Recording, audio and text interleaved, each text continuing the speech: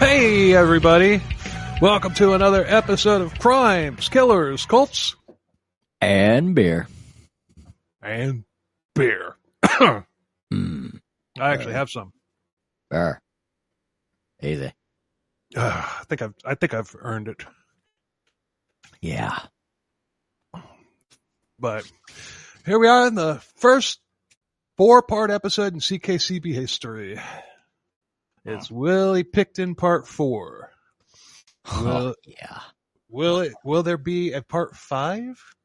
I'm feeling mysterious. We'll tell you at the end of the episode. Yeah, you gotta wait. You've gotta wait.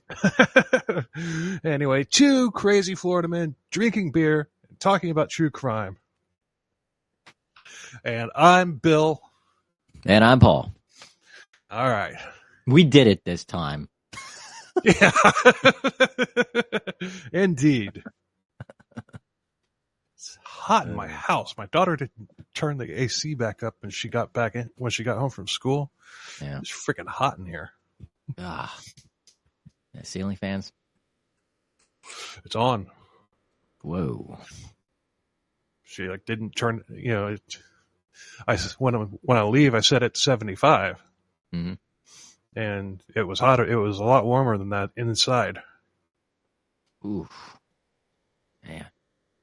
Well, I guess it's, it's kind of getting you prepped and acclimated for, a power outage.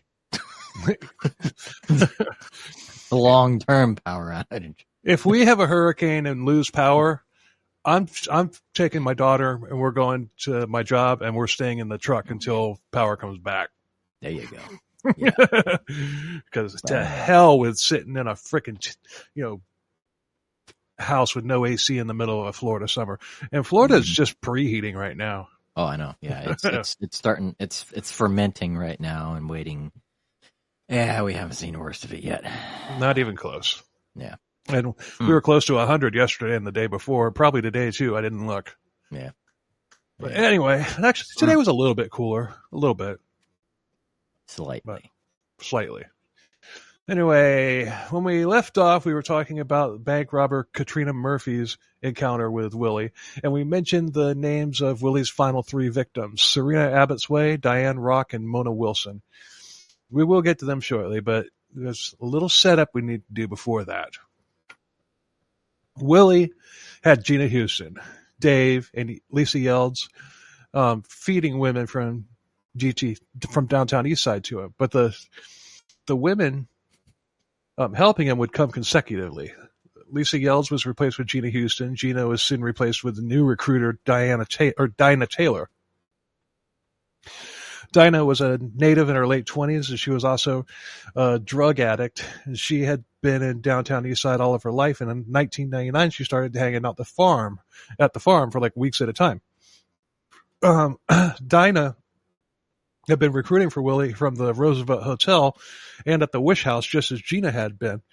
And she would bribe them with money and drugs, just like Gina had done. And by now, most of the women were telling her to piss off. But some didn't.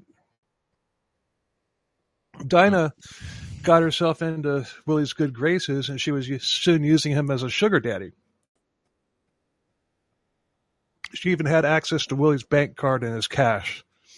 You can make the case that Lisa Yelds and Lynn Ellingson didn't realize at first that Willie was killing women.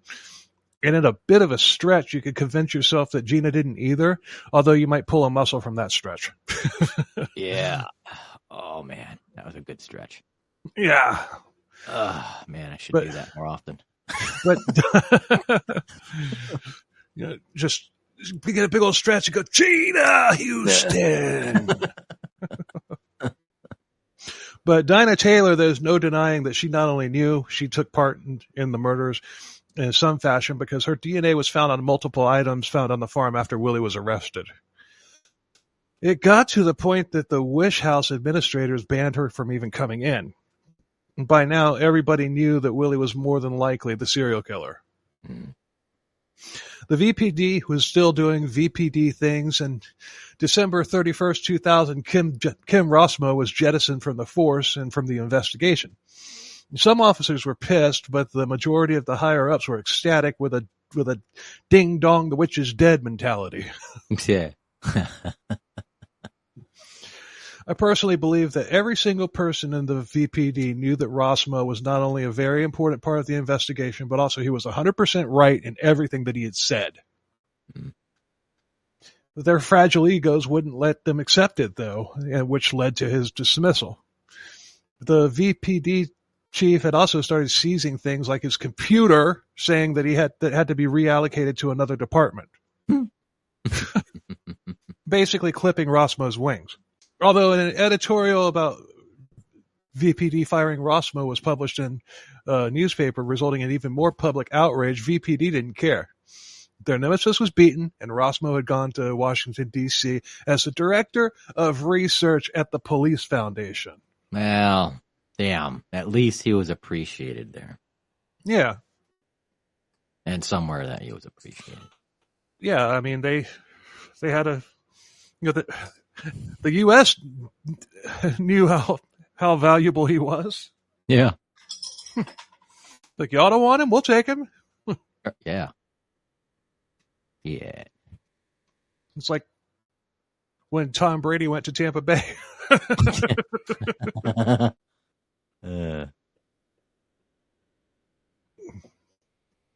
And he was making much more money there too. The VPD response was Project Even-Handed, which seems to be a further attempt to smear Rosmo by saying that he wasn't playing fair. Project Even-Handed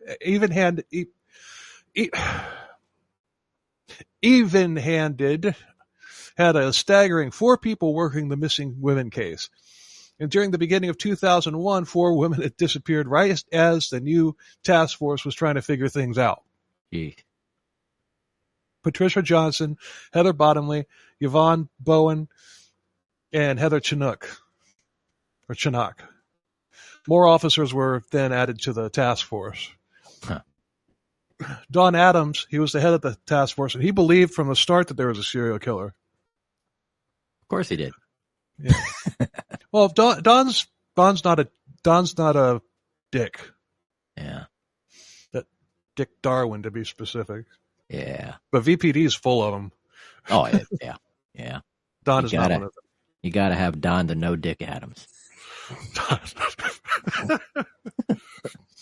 Oh, it's true. This man has no dick. That movie's out on streaming now. The new Ghostbusters. I think I'm going to watch it. Yeah. Probably on Sunday. Oh, that's right. It's on screen. Jeez. Yeah, I'm going to watch it on Sunday. It's like $20, but still, it's a hell of a lot lesser than it would be if you went and saw it in the theater. Oh, I know. You get your own popcorn. It's a lot cheaper. Mm-hmm. Yeah. More comfortable.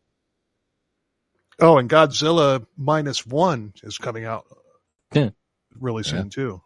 Oh, shit. Got to see that one. I love Godzilla. Yeah. But posturing, but at least they would have somebody in charge that was in public telling it the way it was.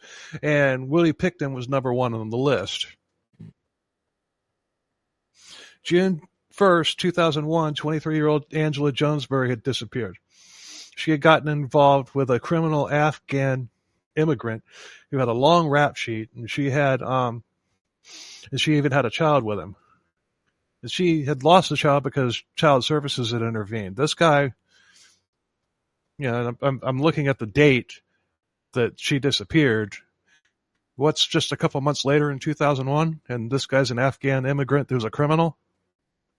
Yeah, just before September. Mm-hmm.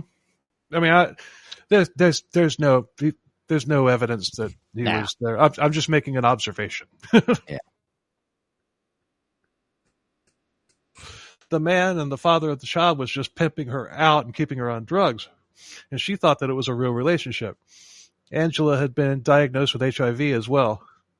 And finally, her abuser was sent to prison, but after that, she was invited by Dinah Taylor to a party at the farm. Dinah, won't you blow your brains out?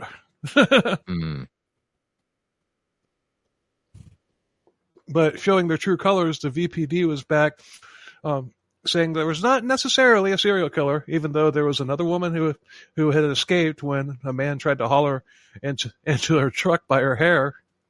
Jeez. Not to mention Katrina Murphy. Although they probably discredited her because, she's an infamous bank robber. Yeah. Pretty sure you could hear Willie, wailing with laughter a freaking quarter mile away. Yeah.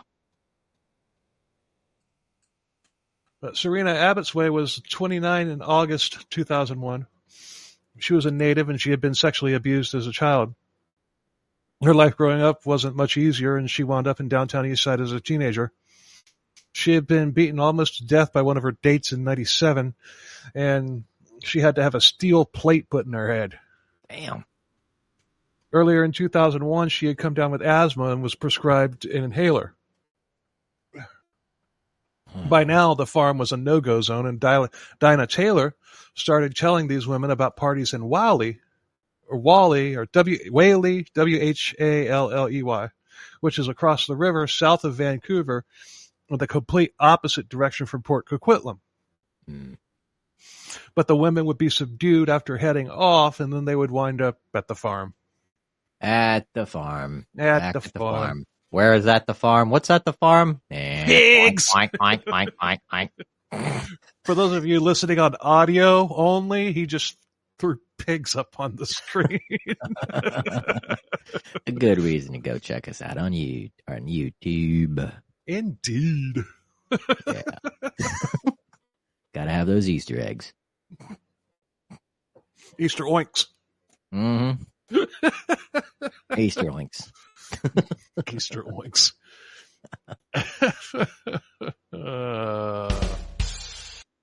Yeah. Bernie Fournier was the head of Wish at the time, or Fournier, I guess. Or Bonnie Fournier was the head of Wish at the time. Yeah, Bernie was the head of Wish. He played quarterback for the Cleveland Browns. Right.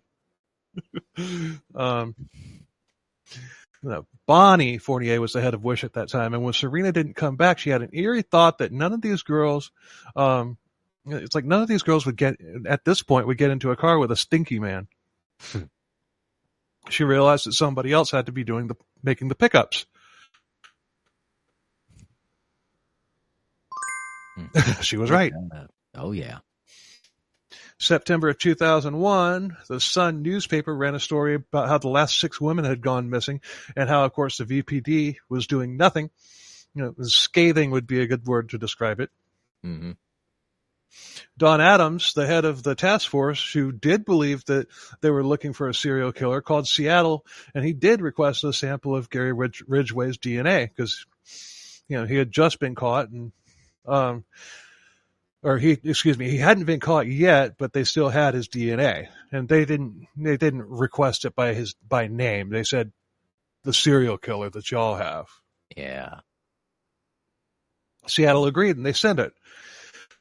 He got 12 officers to patrol downtown Eastside at night, but VPD was releasing statements saying how they had different procedures on how they handled missing person cases versus homicide cases. So they're still calling it missing person.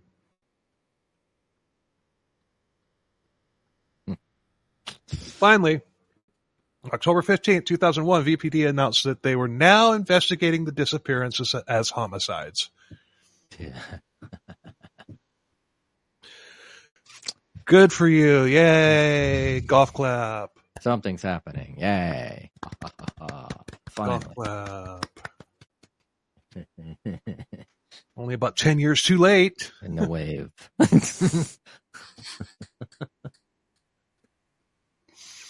The media was holding the feet of VPD to the fire, and finally they were getting results. Kim Rossmo had filed a wrongful dismissal case against the VPD, where in trial all of his evidence that was ignored was put on display.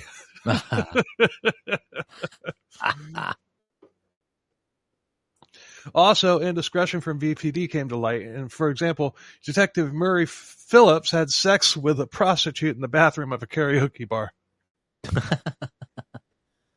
Oh, geez. We hate sex workers. Unless we're banging them. Hey. No, but you don't understand. I'm trying to help her. I'm trying to help her survive, eh? Yeah. Yeah. It's kind of like studying the atmosphere. Then we got up and sang Summer Nights in karaoke. I hate that song. I hate that movie. Oh, Summer Nights. Grease. I hate that movie. Did they remake that? They remade that too, didn't they? I know there was a Grease 2. I don't know if they remade it. I think there was already a reboot of it. I mean, what isn't there a reboot of? Yeah. I mean, the chances of me seeing a reboot of Grease are like less than zero. Ah, same here. So, I mean, I hate that movie. And the reason I hate it is because, number one, I used to be a karaoke host. And you would always get somebody every night, some two drunk people who can't sing a lick want to get up and sing that freaking long-ass song. Mm-hmm. And I also made the mistake of buying it for my first wife because she loved the movie. What do you think we watched every single day for like a year straight? Oh, shit. Oh, man. Yeah, no wonder why you hate it. Yeah, I hate that movie. Oh, geez. I would too. And not to mention...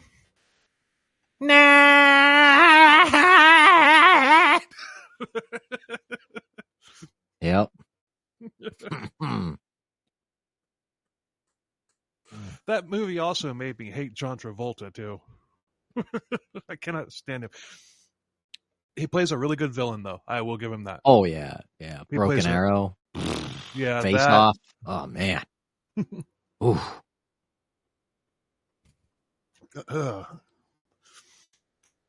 The original Punisher movie, he was a pretty good villain in that, too. Yeah. Yeah, he plays a really good villain. Better villain than he does a good guy. Mm-hmm. Yeah, anyway, hashtag, but I digress. It was also brought to light that they had information from 3 different people that Willie was likely the guy. Bill Hiscock, Lynn Ellingson, and Scott Chubb. Will Hiscock and Scott Chubb. There we go. No wonder why they didn't take the case seriously. See, Chubb and Hiscock. Oh, boy. Okay. That's beating a dead pig at this point. You mean the one over the fence? Yeah, that one. Hey, piggy. Although I'm pretty sure that pig that you just put up there was a hell of a lot cleaner than any of Willie's pigs ever were. I was wearing perfume. Oh, man. Anyway, 3 different people that Willie, information from 3 different people that Willie was likely the guy. Bill Hiscock, Lynn Ellingson, and Scott Chubb, not to mention Sandra Ringwald's experience. Nobody had Nobody had seen Serena Abensway since August 1st, but on October 19th, 30-year-old Diane Rock disappeared. She was a mother of 5, and her story is the same. Her kids were living with Diane's mother. And the tragic part of this was August 1st when she was at a party at the farm. She was raped by several men, and she got away. She managed to run to a gas station where she called her mother, begging to be picked up. She had cuts and bruises, and there were rope marks on her wrist. And it wasn't necessarily Willie, but it was at the farm. Oh. So she would never have agreed to go back to the farm. No, she wouldn't. But then again, that new scam they're doing, it's the party's in Whaley. She wouldn't have agreed to go back there, but she probably didn't know that that was her final destination, literally. Yeah. But August 1st was also the day that Serena Abbott's way disappeared. That was the day of the party. Yeah. So she was likely on the property when Serena got killed. Yeah. And she got raped. Yeah. Great. Great group of people there over at the Pickton farm.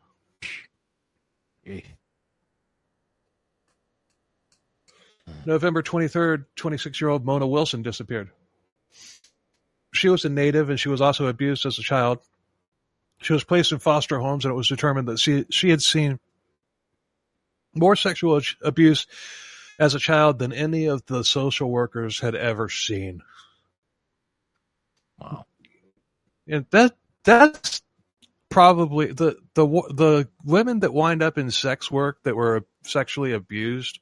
That's probably the most tragic of all the stories about how a woman wound up in that line of work, you know? Yeah. You would think they'd steer far from it. You would think, but then again, it's all you know, if depending on how bad it was. Yeah. A lot of them spiral, as they get older and everything because they can't cope. Yeah. Yeah.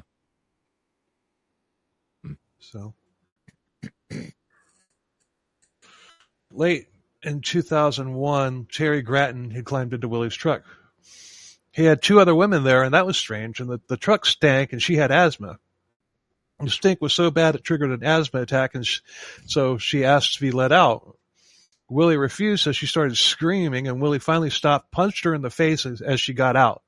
She didn't report this to the police because a year earlier she had been violently raped by a truck driver.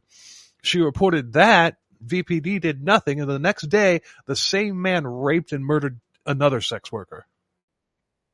Not Willie. No. This chucklehead's name was Lance Dove, but if the police had done something, the woman he did murder would still be alive. Yeah. It's amazing. It's just... One night in December 2001, Scott Chubb had a call to the police because he was thousands of dollars behind on his child support, and he had tried to see his son. His wife wasn't having it, and the police were sent out. And one of the officers, a rookie named Nathan Wells, talked to him for about 30 minutes. Chubb talked about how he had recently been jumped by Hell's Angels members, and told Wells that if he got back in touch with him, Chubb would make him famous. Wells took this contact information, and in January he was moved to the drug division of the Coquitlam branch of the RCMP. He and a sergeant drove out to meet with Chubb, and the sergeant stayed out of sight, just in case you need backup. Yeah. Plus, he's a sergeant. Wells is a rookie. So, at first, Chubb offered 3 names of known drug dealers. Wells said it was like, okay, we're already closing in on these people. He offered up 2 more, which Wells took the information for.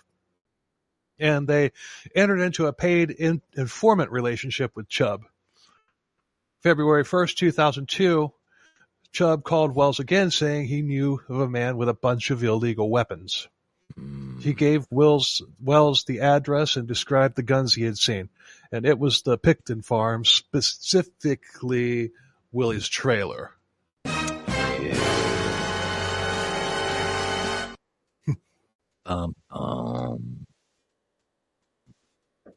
Wells got a search warrant. And in the process of that, Wells learned of the Ringwald incident and that Willie was a person of interest in a missing person investigation. They let Don Adams know that they were going to go search Willie's property, and Don says something to the effect of, "I'll be there 30 minutes ago." So Don Adams hopped into his Klingon bird of prey, flew around the sun at maximum warp, and arrived 30 minutes before their conversation. Or maybe he got there as fast as he could. Fine. I like my version better.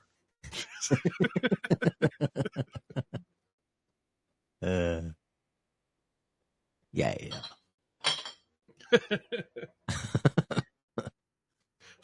just getting my Star Trek jokes ready because they're going to be in the first. There's going to be a lot in the first episode that we do after this series is over with. Sweet. I almost dropped it.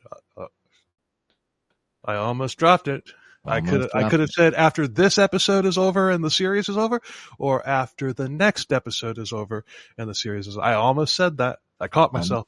Almost. We're not there yet. Yeah, don't fast forward to the end because if you do, you're not. It's going to be hard for you to find your spot to get back to it. Yeah.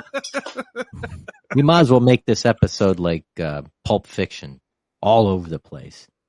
You do the beginning at the end and the end at the beginning and the middle somewhere in the third.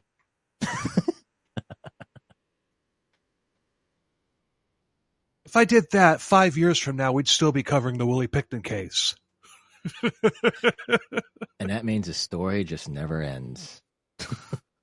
Seems like it.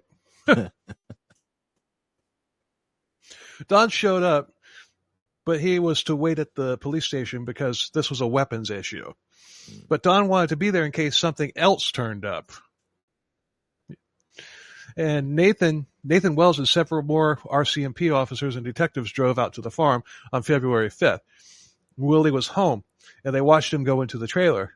They literally bashed the door open with a battering ram and yelling, "Police! Search warrant!"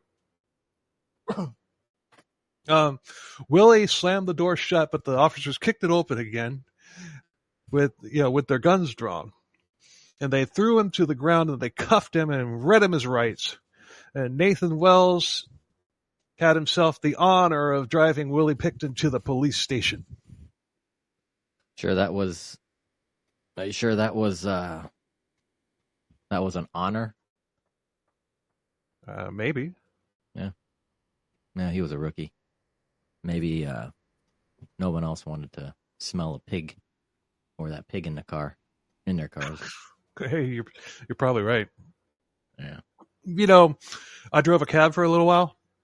There was this guy who was a regular with the cab company. This was over on Hilton Head Island. And they were, this guy had the worst body odor you have ever smelled in your life. It was horrible. And it was winter one time when I go to pick him up. And he smelled worse than normal when I picked him up. So it's cold because it gets cold in South Carolina during the winter. Yeah. Even on Hilton Head Island, it gets cold. But so I rolled down the window. This son of a bitch rolls the window back up and asked me to turn on the heater. Oh. I was like, ugh.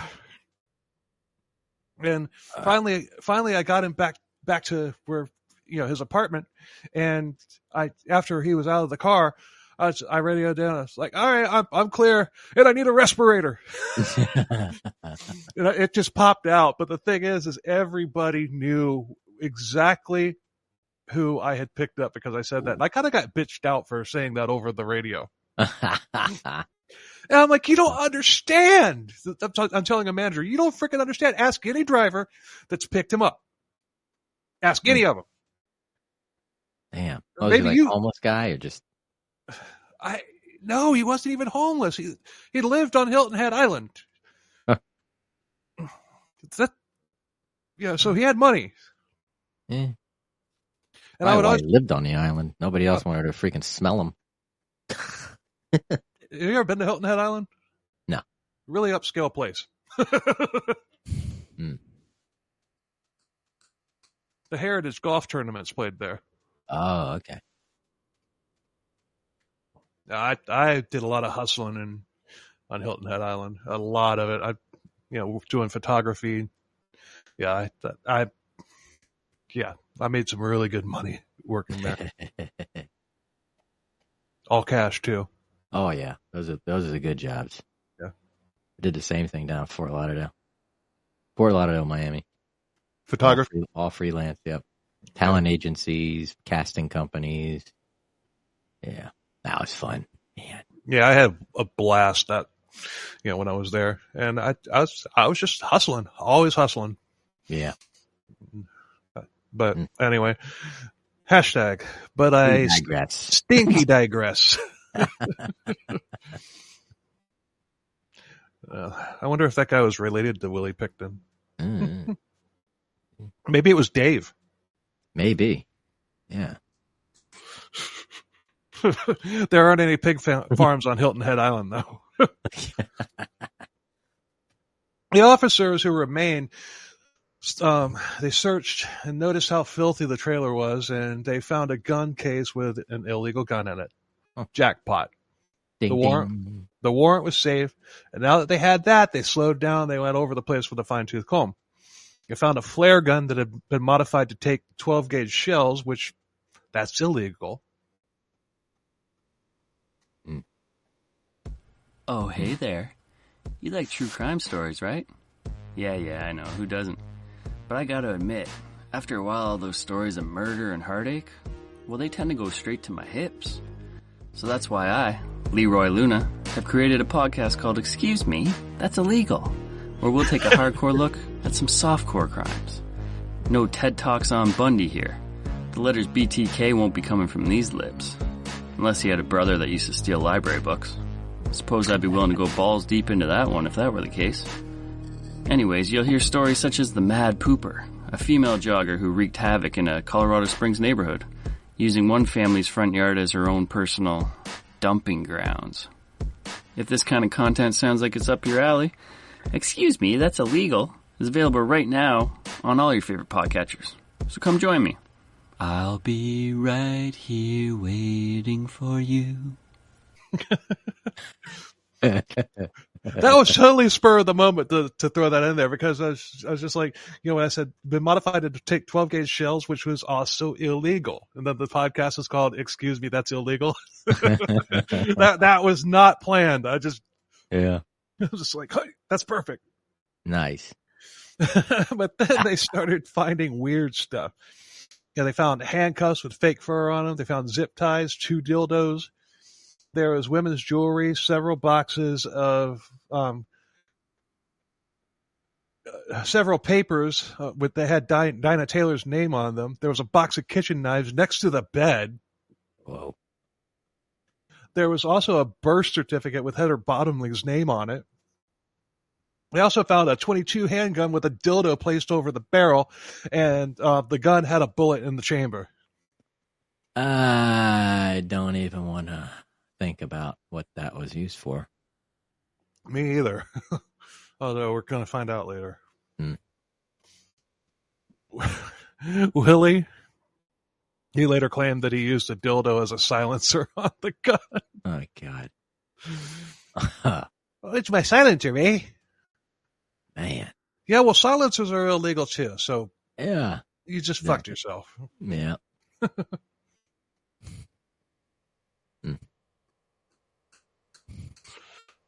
They found a bag with women's shoes and a prescription inhaler with Serena Abbotsway's name on it. The date of the issue was July 2001. There's 2 solid pieces of evidence linking Willie to 2 of the missing women. They also found an ID card for Dinah Taylor. Suddenly, one of the officers radioed in and said they should all get to the barn. In the barn, there were 2 pigs hanging from the chains. Hey, piggies! And there were drums of animal remains. But up in the loft, there was a pile of women's items like purses and shoes. There were papers, and one had Lynn Ellingson's name on it. Don Adams was making preparations to have the place sealed off and guarded, as well as getting a search warrant of his own, which was risky because, well, VPD. Yeah. Next, a wired undercover officer was placed in a holding cell with Willie. Now, they aren't allowed to question an inmate, but their job is to get the inmate to talk naturally. But put a knife in that. Yep.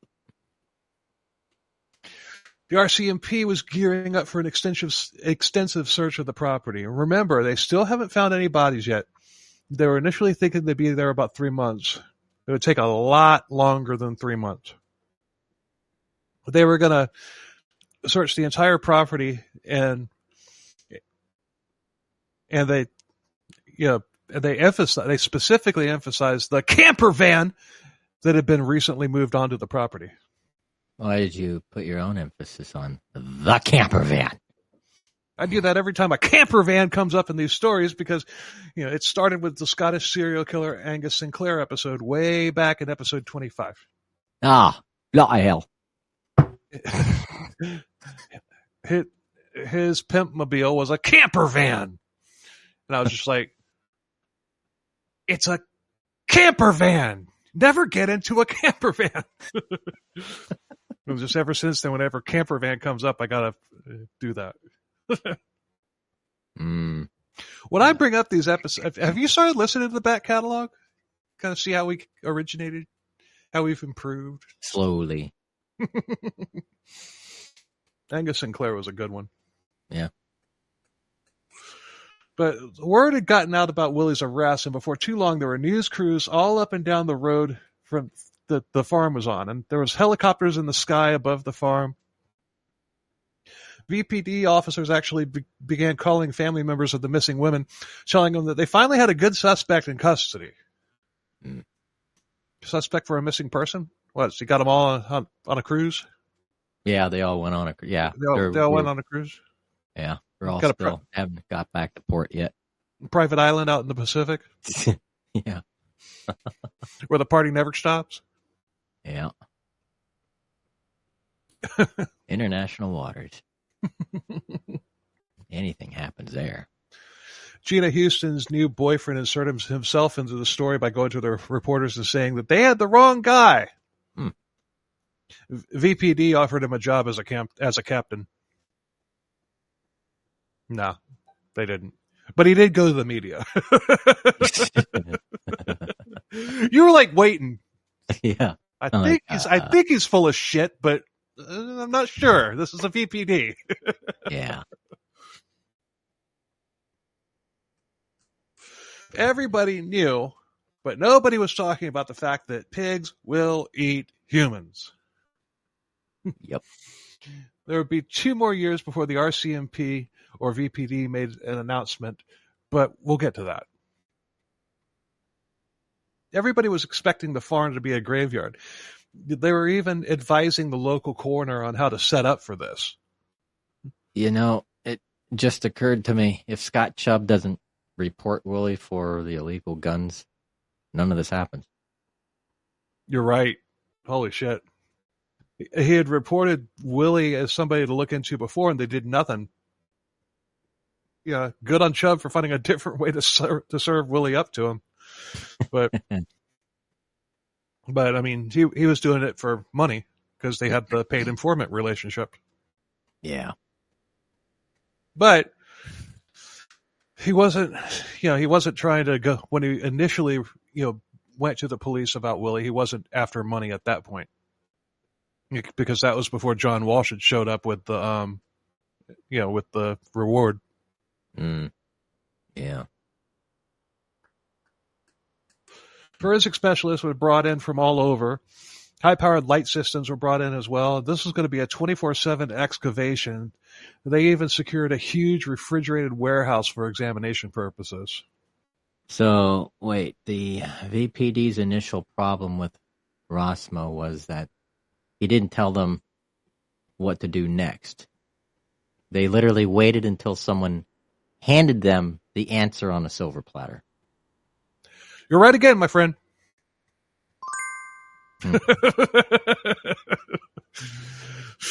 Yeah. Oh. It keeps shining. It keeps Willie. shining. Yeah. Willie hadn't opened up to the cell plant yet, and he told police that the pigs needed to be fed. So he and Dave were let back into the farm, into the back of the farm to avoid the media, so they could avoid reporters. And Dave was told that he was responsible for Willie. David left the farm sometime before and got in his own apartment. And the police agreed to let Willie stay with him, with the two of them only allowed back onto the farms to feed the pigs. So wait, they didn't take him back to jail? What about the weapons charges?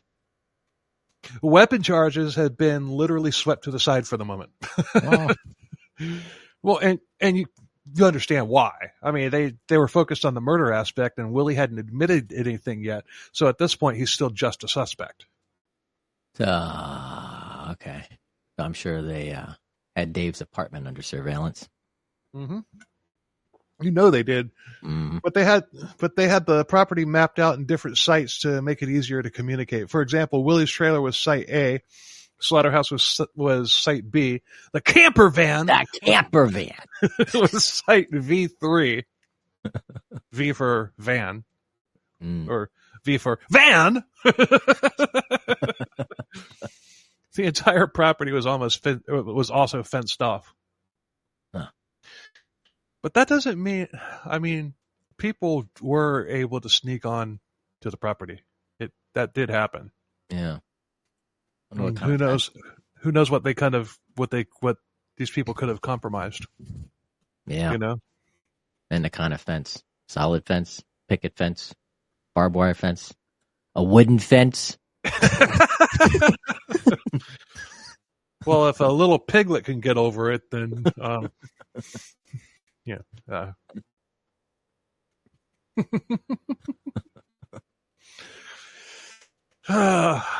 But by now, the Sandra Ringwald case was being reported in the media, and the media was putting the pieces together and releasing the story as they found things. That's real investigative journalism. Today's reporters should learn from this.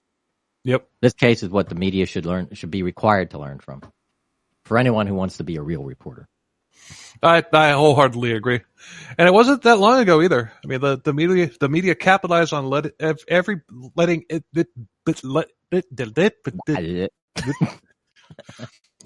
everybody know that Bill from CKCB is a mushmouth. Extra, read all about it. Yeah.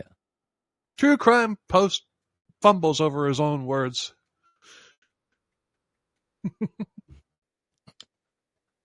That's what makes the show. Yeah.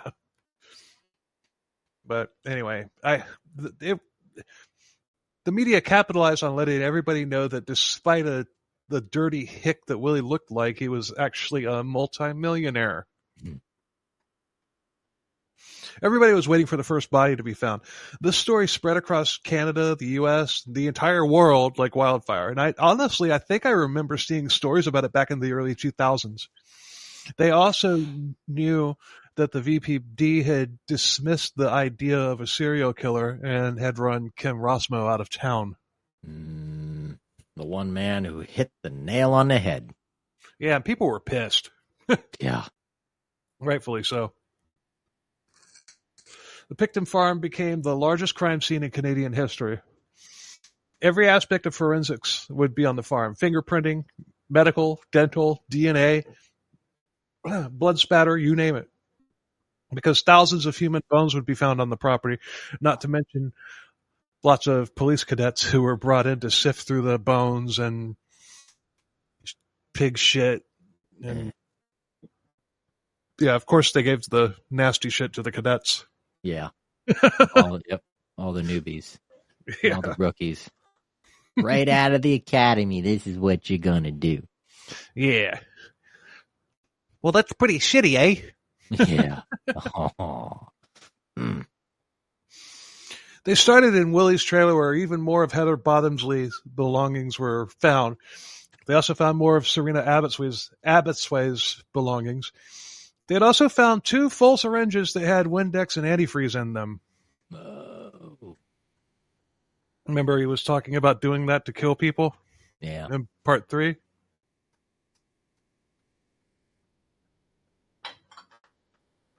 Yeah. They couldn't take the items that they had found before, like Heather Bottomley's birth certificate or Serena Abbotsway's inhaler, because they were on a weapons warrant. That's why they whisked Willie away immediately, and I can't believe I said whisked Willie away immediately twice now without getting tripped up on it. But they locked the place down before getting a warrant so that nobody could go in there in the middle of the night and clean things up. Yeah. But now they could collect these things as evidence legally. So they did it right. Yeah. Another thing they found was the pigs in sad condition. They found pigs in a trailer that hadn't had food or water in days. I think Willie used feeding the pigs as an attempt to get there and disposal of the evidence. Yeah, I agree. But when he went back to Dave's apartment, he never went back to the farm. Like immediately. I mean, he would later, which we'll get to. But they brought people. They actually brought people out there to take care of the pigs. Oh wow, pig experts. Yeah, pig whisperers.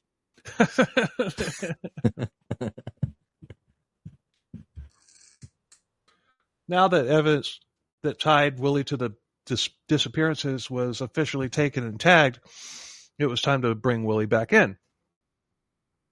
Sergeant Bill Forty was chosen by Adams to do the honors, and Bill Forty was an understudy of Adams, and he believed that there had been a serial killer all along.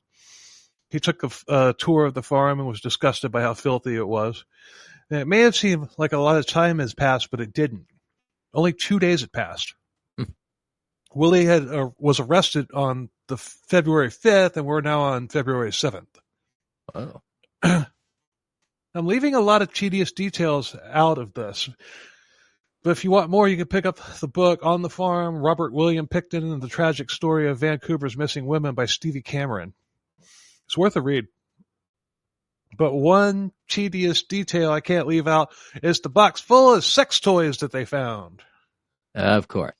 This is CKCB, after all. Yeah. Put a knife in that regarding a future episode. I told you, the one I told you about earlier. The book I just bought. Yeah.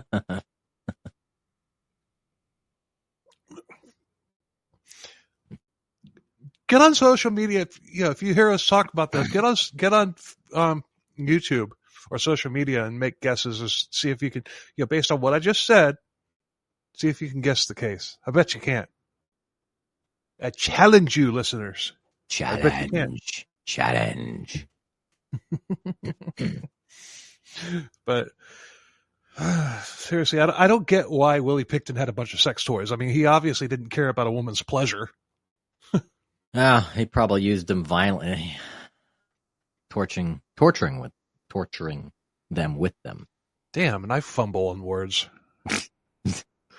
Right. I guess though, maybe that's it. He's torturing them with the dildo. I guess. You're so vanilla. No, I'm not. Is there something you want to tell us, Paul? No comment. I plead the fifth.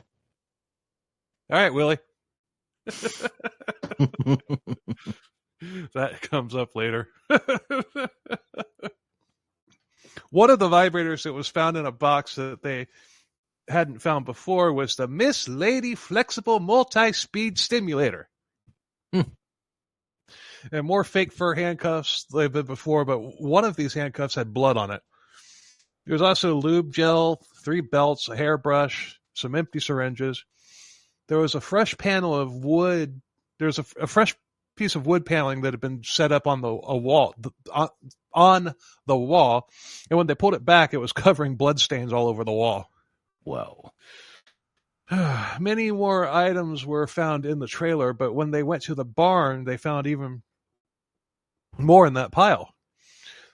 Found more women's clothing, purses, purses containing cosmetics, condoms, a woman's watch, jewelry, all that had blood on them. A lot more. One purse had a used condom in it. So they knew that they were in a killing ground, but they still hadn't found any bodies. And I'm pretty sure that DNA they found in that condom belonged to Willie. Yeah. Ew. Ew. Ew. Wow. heavy equipment was brought in. They had to excavate the entire 14-acre property, and they even brought in a man named Bob Stair, who had worked on the International War Crimes Tribunal, and he had worked on the mass grave sites in Yugoslavia. Whoa. Yeah, that's intense. Man. You know, the fall of Yugoslavia might be a good story to cover if we do another history episode. Yeah. That's a crazy story. Everything had to be searched. Every inch of the property, as well as every piece of the junk cars, construction junk, and everything. They even brought in refrigerated trucks just in case, or reefers, as they call them in the biz. Mm-hmm. They all had to search the freezers on the property as well. Oh, yeah, we can't forget about those freezers that he had. Mm-mm. But Scott Chubb clammed up at this point, and he didn't want to testify in trial because he was terrified of Dave Pickton. He said that Dave had nothing to do with this stuff, and he pointed them to Lynn Ellingson. He said that she had something real on Willie, and he mentioned that Willie had been paying her big money for something. They asked him if he had seen any bodies, and he said no, but revealed that Willie had offered him money to pay Lynn. Mm. Lynn was taken in for questioning, and she said she didn't remember anything. And she held fast to that, and finally she asked for a lawyer, and she was released. You know, the lack of bodies convinced police early on that Willie had a wood chipper, but they never found one. He was feeding them the pigs, mixing the meat with pork, and that was left. And what was left went to the West Side West Coast reduction. Dan, spit it out. I'm from out of town. But you're jumping ahead, but we'll get there. Yeah, part 5 next week. You don't know that yet. I do, but you don't. I digress.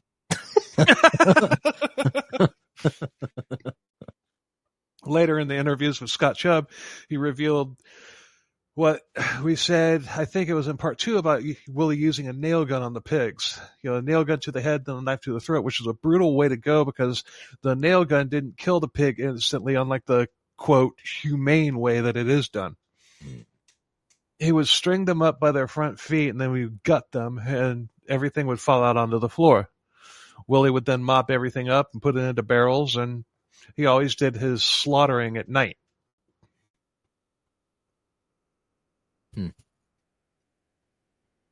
Willie was under constant surveillance, and the phones at Dave's apartment were tapped. Reporters were clamoring, trying to get any bit of information that they could find. And one member of Don Adams' crew, Dana Lillies, she interviewed Willie and Dave's sister, Linda, hoping to shed some light on Willie's background. Later, she was sent. Lillies was sent to the farm, hoping to get information from Willie, who was there working. Because remember, I said that he didn't go back until later. Yeah. So he was working. He was still working the farm, like days later. Yeah. Huh. But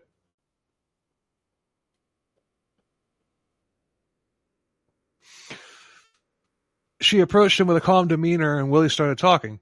He started talking about how his life was over and how he was screwed and tattooed. He even compared himself to Princess Diana, the way he was being hounded by the media. Wow. I'm pretty sure that even dead Princess Diana smelled better than he did. Oh, yeah. Definitely. That was tasteless, but it's true. Very true. Not to mention, Princess Diana was dead at that point. Willie was not, unfortunately. Mm-hmm. He didn't talk with paparazzi around there either. Yeah, well, there was at this time. Yeah. Talked about his childhood. He even told her about how Americans love cherry pie and how he found it disgusting. How they just loved George Washington celebrating his birthday and having cherry pie. Still never heard of that. Me neither.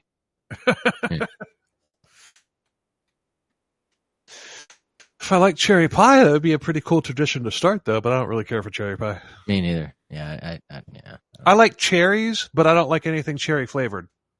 Yeah. Same thing with strawberries. I love strawberries, but I don't like anything strawberry flavored. It's weird. I'm weird like that. Yeah. I like cherry cola or something like that. Yeah, cherry cola is fine. That's got a different. But like cherry jam, stuff like that, cherry yeah. pie and all that stuff. I don't like it. Strawberries jam, whatever. I like raw cherries, raw strawberries. Yes. Yeah. But he really opened up to her and even told her about his little pet calf that Leonard had butchered. He said he was not a killer of people, although he had one time slaughtered 43 pigs in one day. I think he was I think he was exaggerating. Yeah. Yeah. He mentioned Gina, Dinah, and Lynn saying that if he was a killer, why didn't he kill them? Right.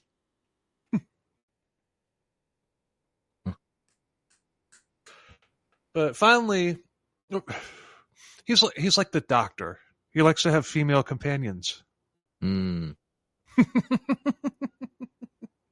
Yes.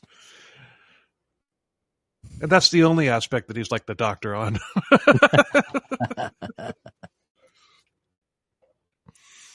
But finally, Lily's wrapped it up and she served him papers about his weapons charges and they parted ways.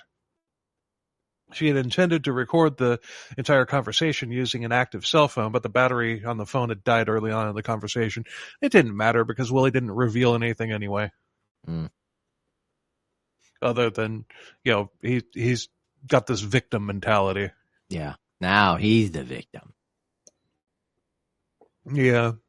I'm sure every single one of his victims would rather be victimized the way that he feels like he's victimized than what he subjected them to. Oh, yeah. Oh, I'm going all paranormal out now. They're all standing there over top of him going, die, die, die.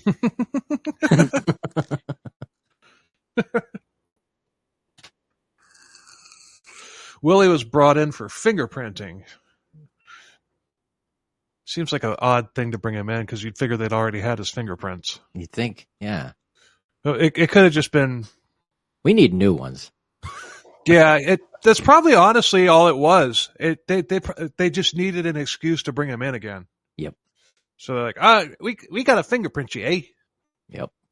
Yeah, somebody let an ostrich loose and ate your fingerprint sheet up, so we need new ones. Yeah. I say that joking. I say that jokingly, but ostriches do come up.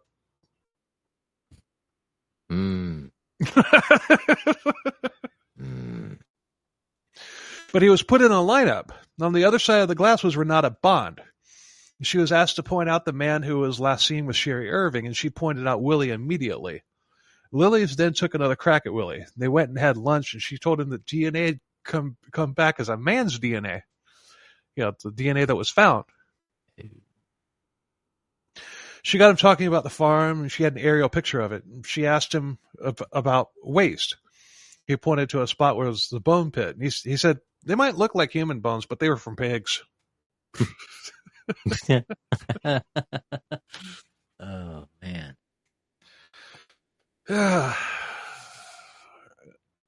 That's just... Oh, man. It was probably a mixture.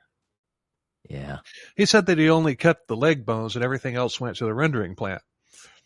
Lily's asked if they ran DNA, would they come back as human? And Willie said if they did, he'd be nailed to a cross. But soon he composed himself and said that the bones were ostrich bones. Because he had brought ostriches to the farm. Yeah. Because ostrich meat, people pay for that. Yeah, that's quite a delicacy. I've never tried it. I would try it, but I never have. Yeah. I'll try anything once. Sure. But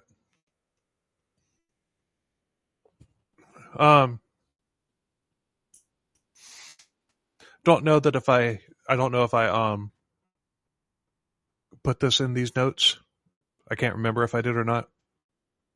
But remember the when he turned those two pigs loose in town last episode?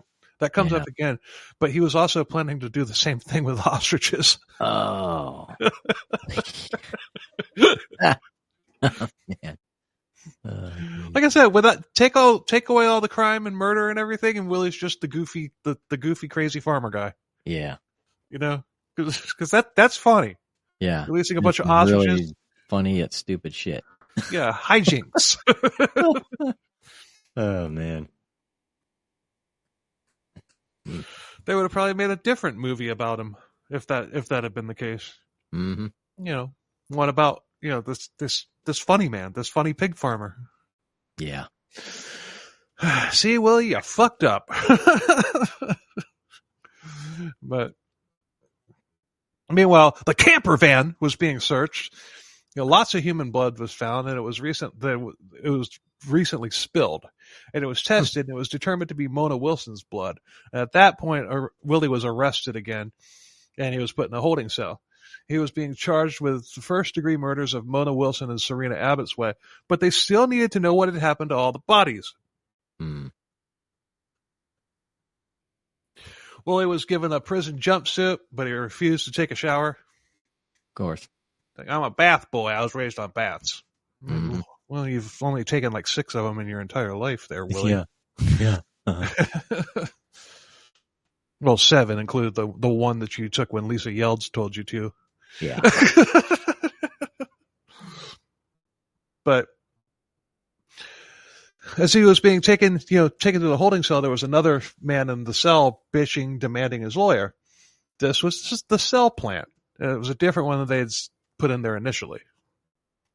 There's video of this on YouTube, and what is possibly the worst bit of acting that I've ever seen. This guy apparently thought that saying "fuck" every other word would endear him and legitimize him to Willie, because he used it a lot and not necessarily in the right places.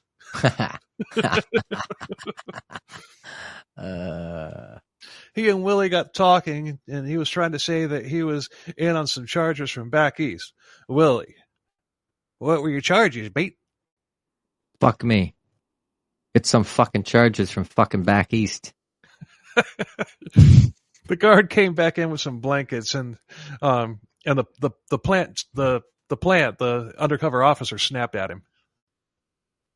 Want to fucking check on that fucking call from that fucking attorney. We'll let you know.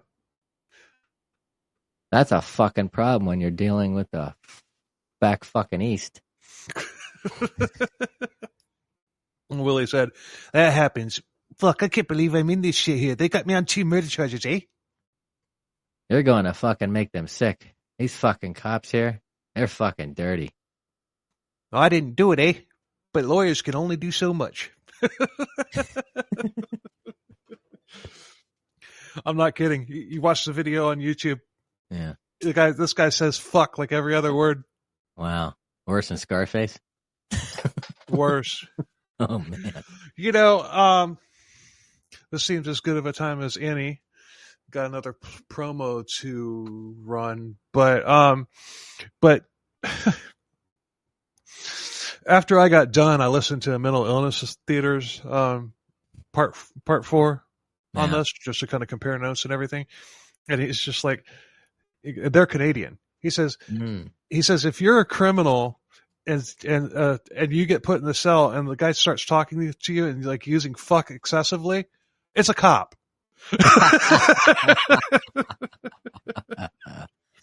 Oh man.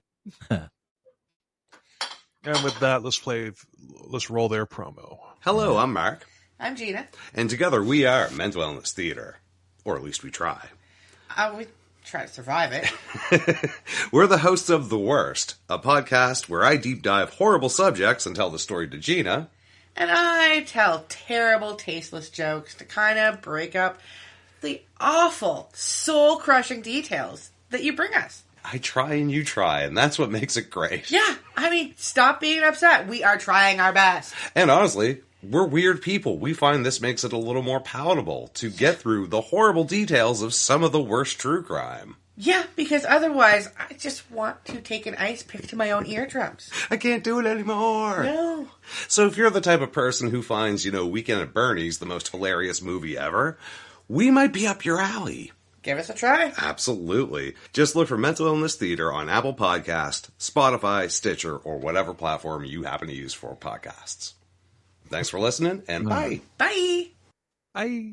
Bye. I love those guys.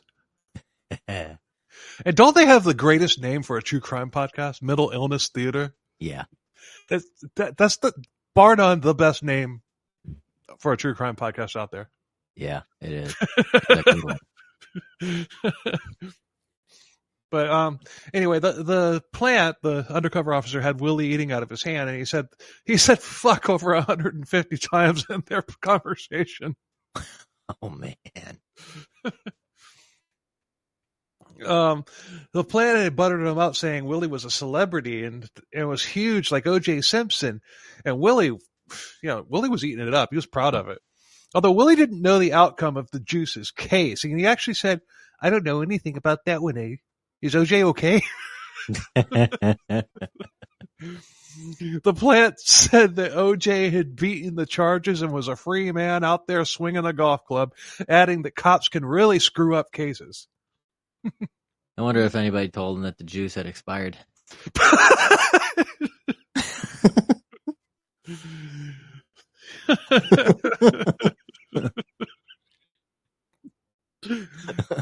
I think we're probably the first Willie Pickton podcast since O.J. died. Mm. Yes. Yes. So if you're a corrections officer at the Supermax facility in Quebec, where Willie is, just go by Willie's cell and just kind of mention, "Hey, you do know OJ died, right? He's not okay. He's not okay. He died." Oh man. Oh man.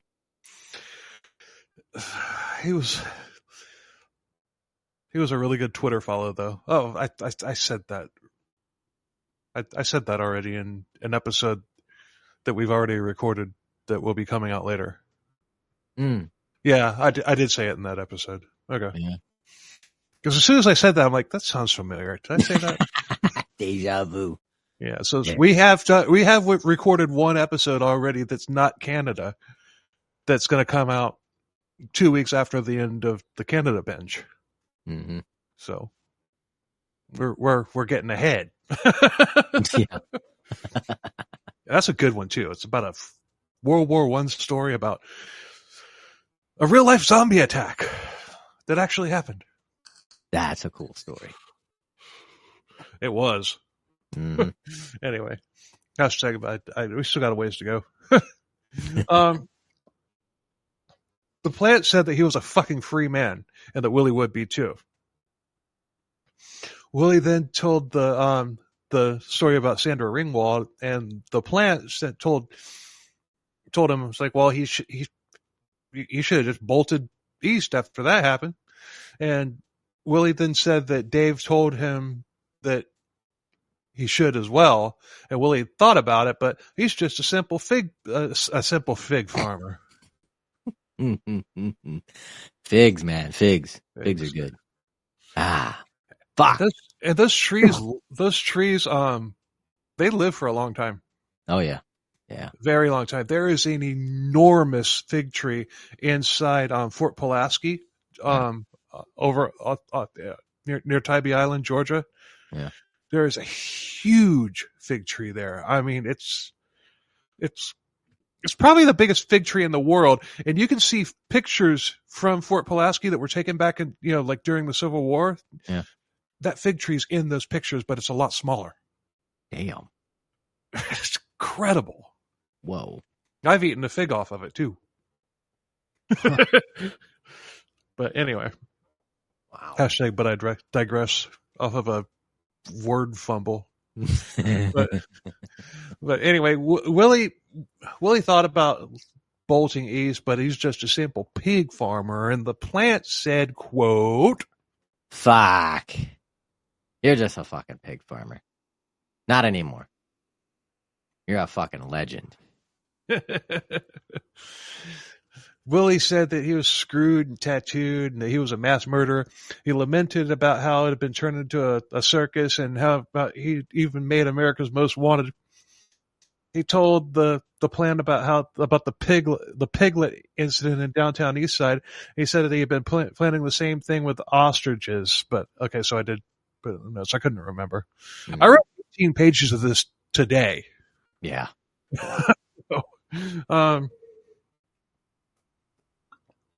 Willie even noticed that there was a camera in the cell, but I guess he figured it was just for security, because it maybe figured that there wasn't a mic on it because he kept talking. The next day, Willie was grilled for 11 hours straight. Sergeant Bill 40, Bill, I got 40. tongue-tied on my own name.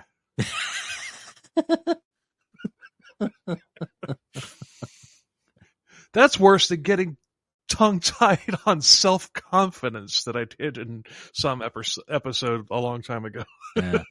I don't remember if you were on that one or if it was still Todd or if it was with a guest, but still, that's worse than that. Damn. Sergeant Bill 40 was conducting an official interview. He told Willie that they were investigating 50 street workers, to which Willie just rolled his eyes. 40 said that he was being investigated for up to 50 murders, and Willie replied that it was hogwash. He said that he had been set up. He's just a pig man. Willie started talking about his childhood.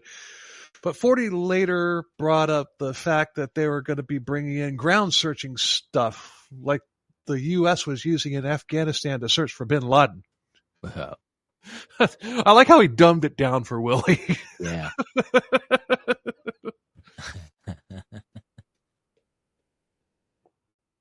He then brought out a board with 48 women on it. He asked Willie if he knew them. Willie said no. He said, I may have seen some of them, but I didn't have sex with them or kill any of them. Shit. That went back and forth and went absolutely nowhere. He then asked Willie what he thought of all the media attention he was getting, and Willie replied, "They're out to lunch." He said that he then said that because he was charged, that didn't make him a murderer. They could nail him to a cross, but he was just a plain old farm boy. 40 said that the papers were calling him a murderer, to which Willie got excited. He's like, I'm in the paper? 40 ignored that, and he brought up Georgina Papin and Mona Wilson and the evidence in the camper van. Yeah. And Willie said that he hadn't been in the camper van in months. 40 brought up that Scott Chubb had tipped them off about the guns, and that he, Andy Bellwood, and others said that they had known that he was killing women. And Willie said, "What? They're out to lunch." They're out to lunch. I think I'm gonna start using that. They're out to lunch. 40 then played a tape of Andy's statement, which shook Willie. But 40 then asked about Serena Abbotsway's inhaler, and that Willie's DNA was on it, as well as lots of other evidence, including Mona Wilson's blood. Willie said, "That was a crock of shit." 40 turned up his intensity, hammering Willie with the evidence that they had. It seemed like Willie didn't know what DNA was, and he thought it was like similar to fingerprints or whatever. But it was explained to him that DNA is foolproof, and then the gravity of the situation seemed to set in. Although he still wasn't confessing to anything. He's probably thinking, I don't know about this DNA stuff. Yeah.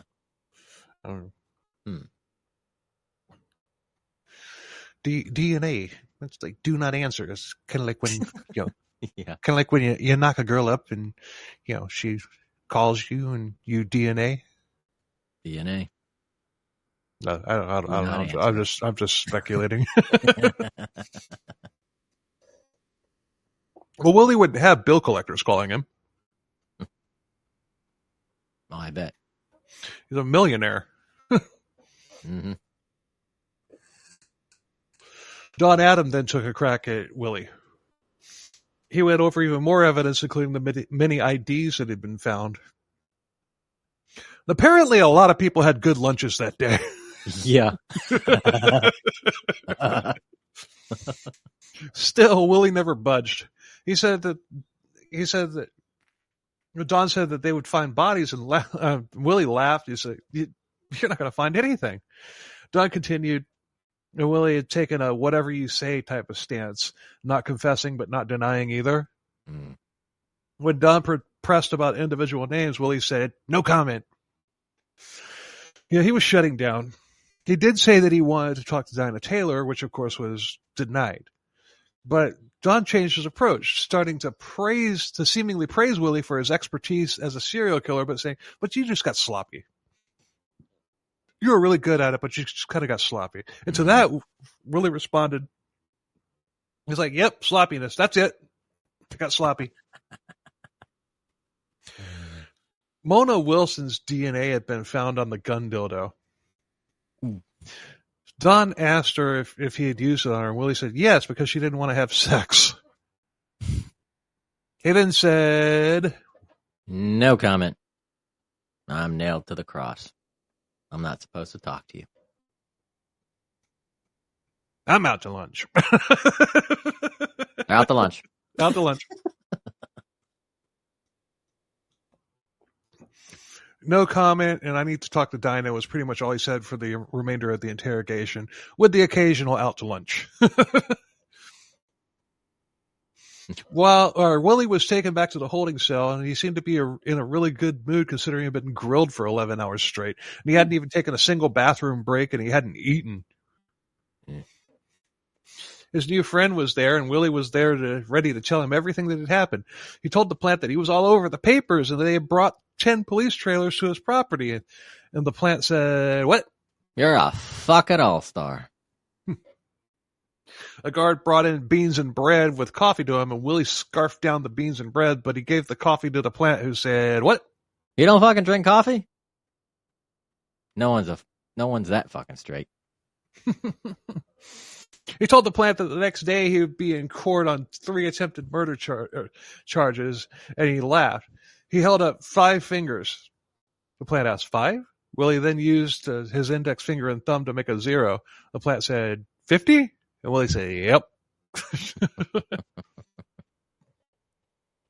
The plant then began telling Willie how he had killed his victims with a pickaxe, and he said the best way to dispose of a body was to dump it in the ocean. And Willie said, "What? I did better than that. A rendering plant. Ain't nothing left after that." He then said that he only needed one more to get to the big 5-0. And the plant was stunned, and then Willie then said, "What?" "I'm nailed to the cross. About 15 people are going down with me. But I got sloppy in the end. I made my own grave by being sloppy." It's funny how he thinks he's like godly. Like, I'm nailed to a cross. Right? I don't think that he really has like a God complex or anything like that. What I think it is just he's too dumb to come up with, "They're going to put me under the jail." I don't know. I really don't see Willie as the type that would have a God complex. No. Ego. Yeah. The police had torn down the walls in his trailer to test him for blood and DNA. They drained the water from around the slaughterhouse to test that as well. And they found hairbrushes, blood on hinges, a dildo with blood on it. There was a pair of goggles and an apron, which had the DNA of the butcher that Willie had used to do up the pigs for parties. I think I forgot to mention him before, but his name was Pat Casanova. He was a Filipino butcher. And they found a tote bag that belonged to Serena Abbott's Way with her blood on it. And it contained her Bible, and shoes, an inhaler, a couple books. They also found her DNA on lingerie. They found Angela Jonesbury's DNA in a garbage bag in the slaughterhouse. I don't want to know what that was attached to. They had people digging and sifting every inch of property, and there were over 100 people there at any given time. Victim services had the task of interviewing or of contact. All right, I thought I had written it wrong, but I had written it right. Victim service had the task of interviewing every victim's family member who would talk, and there were many. I bet. A lot. Yeah. Scott Chubb and Lynn Ellingson were formerly interviewed, and they were taken seriously finally. Gina Houston had even been talking, and Willie found out about that. He was furious. Dinah Taylor is being treated as a suspect because, like I said earlier, her DNA was found on several items of belongings, including a rosary. Hmm. The rosary, I think, belonged to Angela Jonesbury. Yeah. No evidence was found linking Dave to anything, and he never admitted to anything, although after the fact he did say that Gina Houston and Dinah Taylor had probably participated in some of the killings. He even testified that as much. Wow. They found DNA from Jacqueline McConnell, Heather Bottomley, Diane Rock in Willie's trailer. Willie's now charged with 5 murders. All the meat in the freezers was tested, and there was human meat found in the ground pork.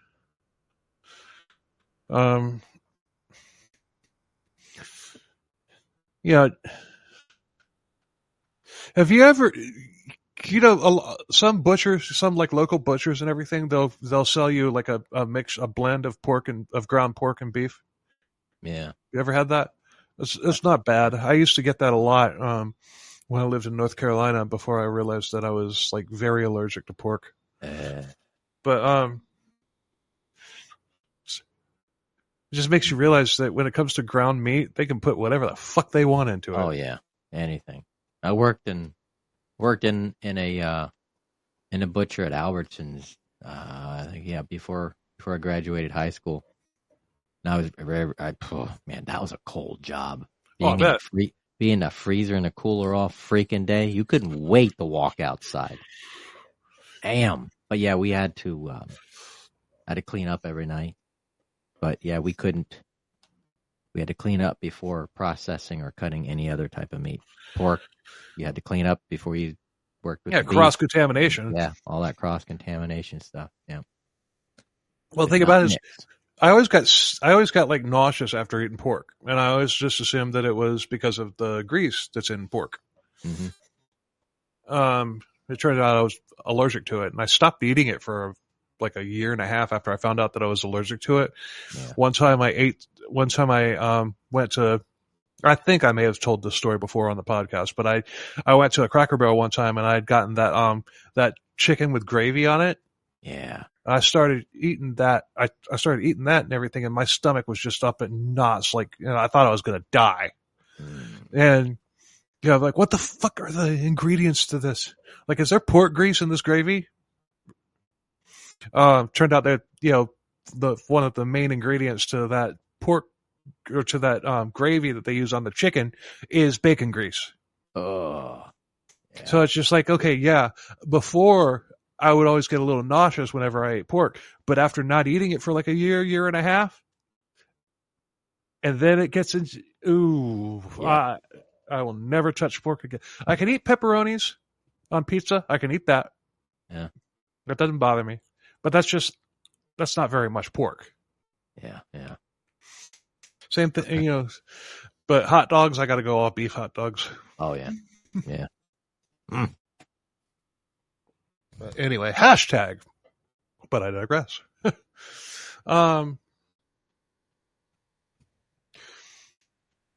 They found several buckets in the freezers, and when they opened them, they found frozen pig remains, and there was also a human head in one of them. Whoa. They found 2 more skulls that had been cut in half. In each half was 2 hands in one of them and 2 feet in the other. It seems like Willie's got some organizational skills. Shit. Yeah. But one of the skulls was Serena Abbott's Way and the other was Angela Jonesbury. And both had bullet holes and both skulls had bullet holes in them. Wow. They also found the rib that I had mentioned earlier that had been matched to the skull that had been found on the road to the rendering plant. You know, that person was a Jane Doe, but it matched. What are the odds that you find a skull on or a rib on the property that matches DNA wise a skull that was found, you know, like miles and miles away?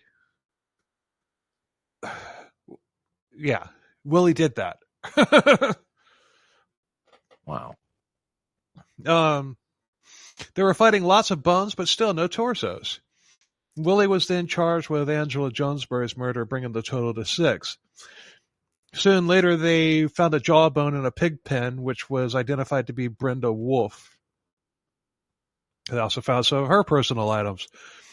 To show you how thorough they were, they found a tiny bone fragment that they couldn't identify. Years later, through DNA, once DNA got better, it was confirmed that it was Wendy Crawford. Wow. That's all they found of Wendy Crawford.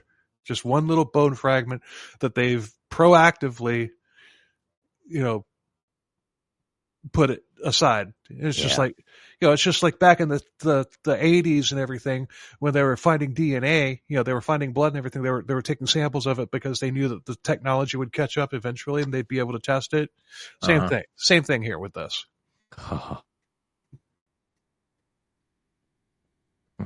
You know, for as inept and lazy as VPD was, they're doing a hell of a job now. Yeah. But now they realized, wow, what was really going on. Well, they knew. Yeah. They didn't know it was Willie, but they knew there was a serial killer. Mm-hmm. They're trying to save face right now by actually doing their fucking job. Yep, backpedaling. Mm-hmm. But I'm not gonna fault them for doing for like doing their job. I'm not gonna fault them for that, even though it is too little, too late, or whatever. But still, they're doing a hell of a job with this investigation. Mm-hmm. But it's also not just the VPD. You've also got like RCMP crews out there as well. You know, forensic, analysts and what. And, just you got a crew of Dexters out there. Yeah. Yeah.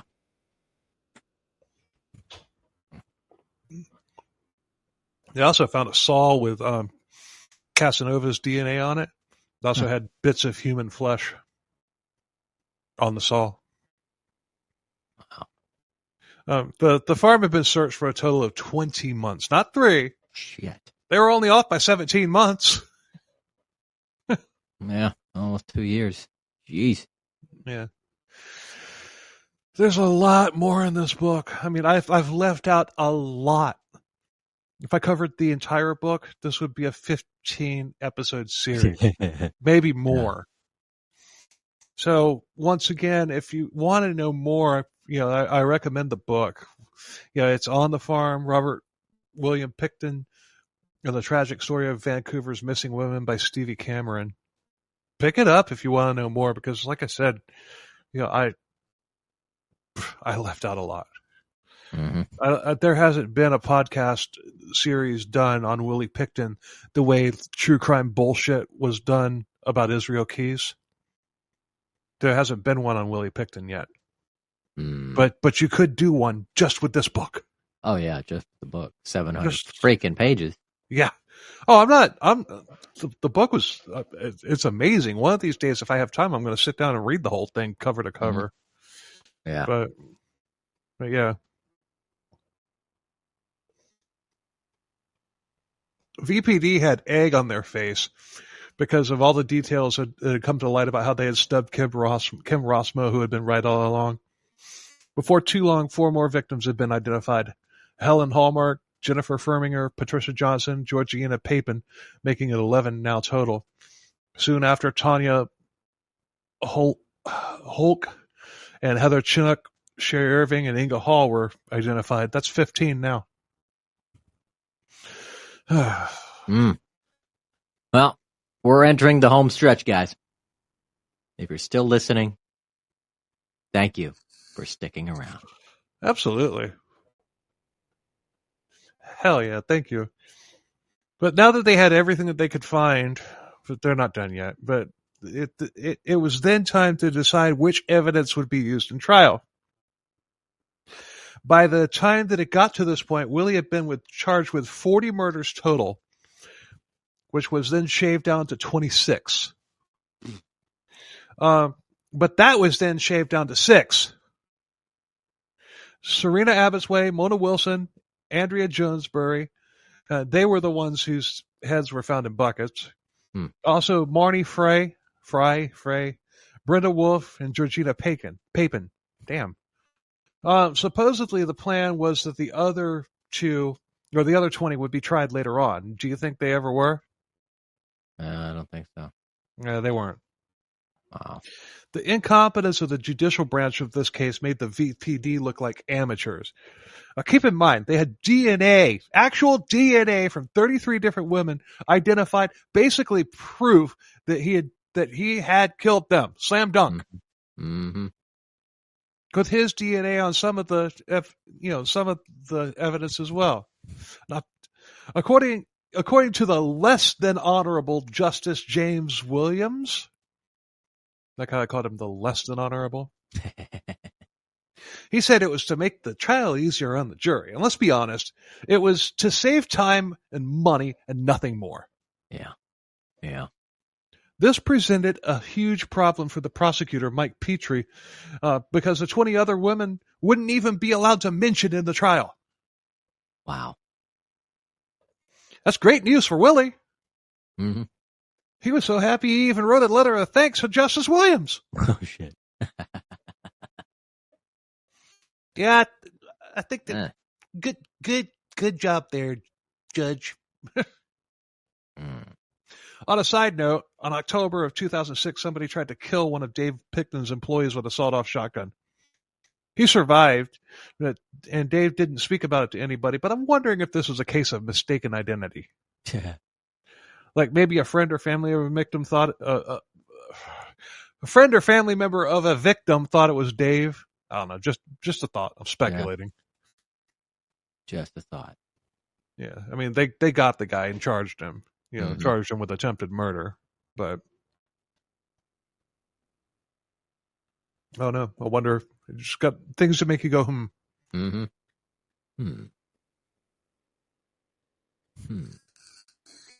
January 22nd, 2007, the trial started with hundreds of reporters on the scene. The prosecution went on DNA evidence and physical remains. And one other thing I forgot to mention was that Sandra Ringwald was not allowed to testify. Why? It essentially boiled down to the fact that she was alive.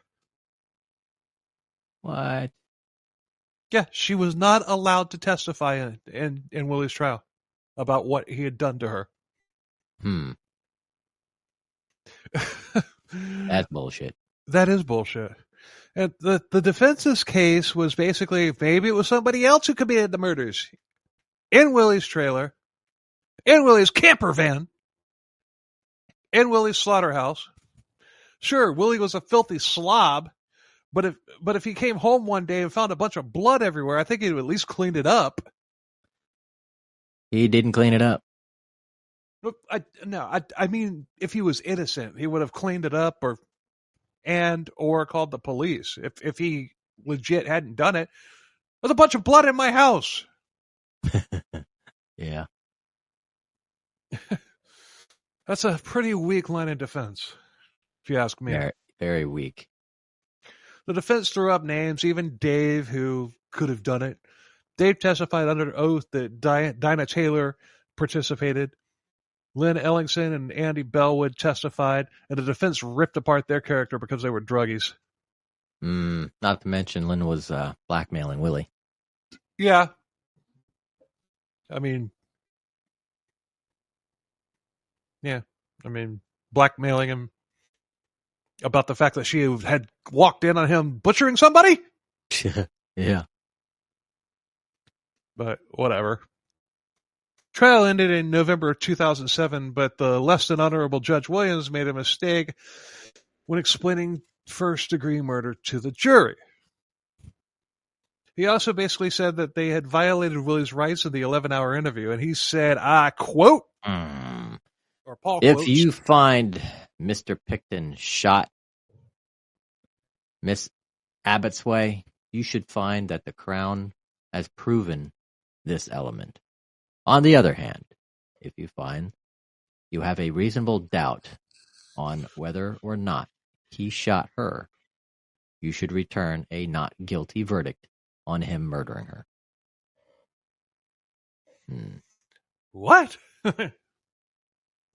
He shot her, but he also butchered her. The trial wasn't whether or not the bullet killed her. It was simple. Did Willie kill her? Yeah. It wasn't how did she die. It was did Willie kill her? Yeah, so infuriating. I don't know how some of these people get into law. I know. And, there's speculation that maybe Judge Williams might have been a patron of Piggy's Palace. Maybe. But, and this also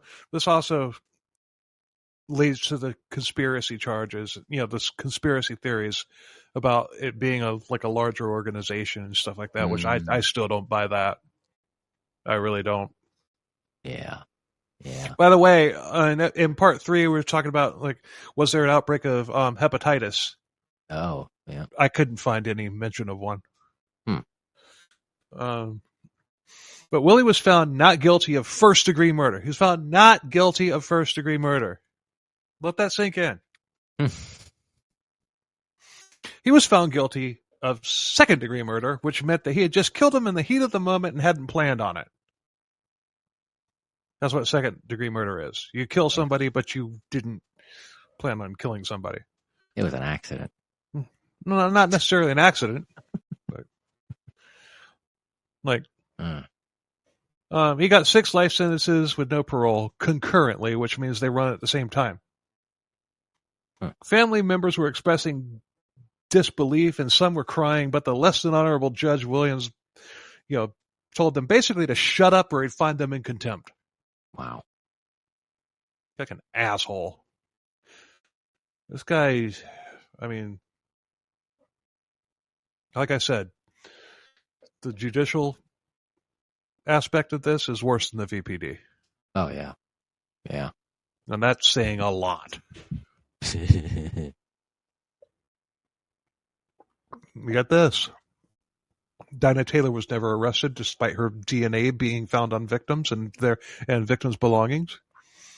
Gina Houston was never charged either. Impact statements were read and they are fucking heartbreaking. I'm not gonna read any on this. We're long on this episode anyway. Mm-hmm. Get a book. Yeah, they're in there. Some of them are. And the 20 remaining cases were dropped. Remember, because they were supposed to be we'll get to them later, eh? Mm-hmm. 43 women would not get justice. And Willie will be eligible for parole in 2027. Yeah, because they ran the sentences concurrently. Yeah. He's trying to get day parole now, and it's unlikely that he'll get parole. And he's over 70. I think he's 77 now. But the fact that he could is a little unsettling. And the fact that they're even considering the Pinky Promise release program is even more unsettling. Yeah. Once again, Pinky Promise release was basically day parole. Yeah. Where you promise that you'll come back at the end of the day. Yeah, before sunset. Yeah. Worked so well with Lester Eubanks and Carl Panzram.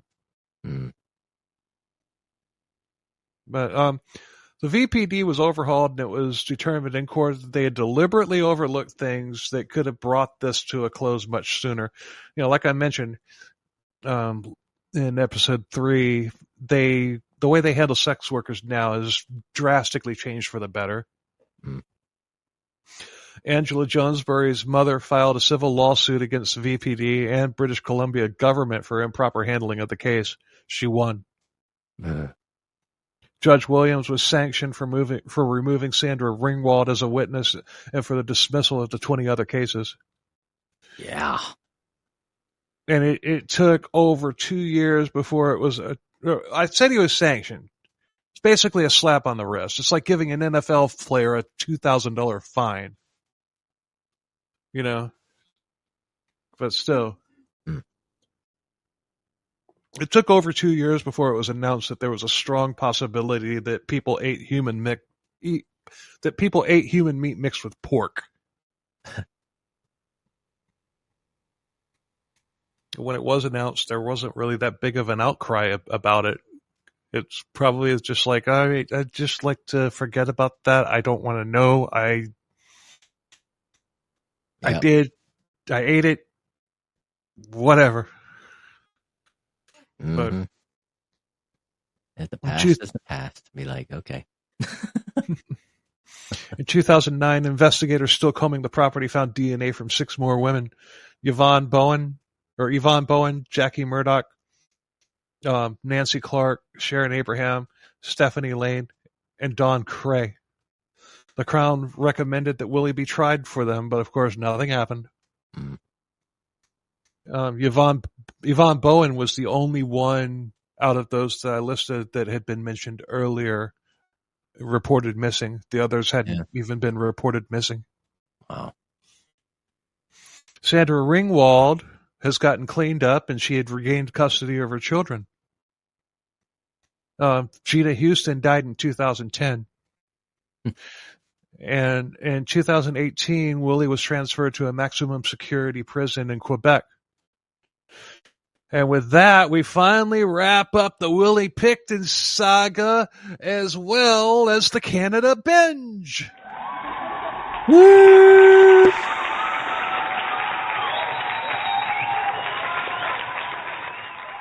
Thank you very much. And that makes 9 episodes in the Canada Binge. 9? 9! 9! Like I said, we would drink Canada dry. And we did. It was originally going to be 4 stories, with 3 one-part episodes and then a 3-part series on Pickton, and it turned into 5 one-parts and a 4-part series on Pickton. We hope you all enjoyed it. And next week we're covering Sean Gillis, the other Baton Rouge serial killer, and we'll be joined with that one once again by Jody Plauché. Yeah, and if you stick it out for all parts of this, you are diehards. Diehards, my friend. We thank you. Hell yeah. Let's give them a round of applause.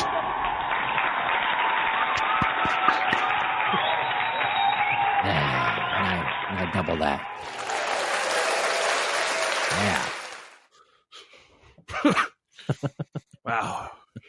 That was intense, man. Yeah. Yeah. That really was going through that. I've put together some, look at Pan's Ram and BTK, the 3-part episodes that we've done. I did a lot on them. It took me a long time. But this was next level. Oh yeah. Wow. Oh yeah. Didn't know what the hell I was, getting into when I decided on doing, finishing the Canada Binge with Willie Pickton. Mm-hmm. But I'm glad I did because I think our series was really good. Oh yeah.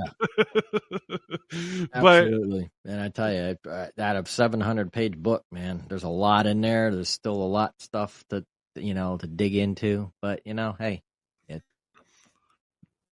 I think I touched on the main points, especially get there toward the end.